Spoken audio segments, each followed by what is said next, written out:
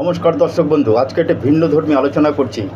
করতলে কি দেখে বুঝবেন যে আপনাদের জীবনটা হতাশা নিরাশায় ভরে গেছে। প্রথমেই দেখুন, শনি এবং বৃহস্পতির আঙ্গুলের মাঝে এই গোড়ায় যদি কোনো গ্যাপ থাকে, যদি আঙ্গুল জোড়া করলে যদি মনে হয় এখানে গ্যাপ আছে, 1 নম্বর পয়েন্ট। 2 নম্বরে এই যে শনির ক্ষেত্র, এই শনির ক্ষেত্রে যদি কোনো অ্যারো রেখা গিয়ে থাকে। 3 নম্বরে ঠিক একই রকম রবির ক্ষেত্রে যদি কোনো তিল বা কোনো জব কিংবা কোনো অ্যারো রেখা থাকে। 4 নম্বরে দেখবেন শুক্রের ক্ষেত্রে কোনো জাল চিহ্ন আছে কিনা, বা নিচস্থ হয়ে আছে কিনা, বা কোনো ক্রস বা তিল আছে কিনা। 5 নম্বরে আপনারা দেখুন এই চন্দ্রের ক্ষেত্রে অনুরূপভাবে তাই।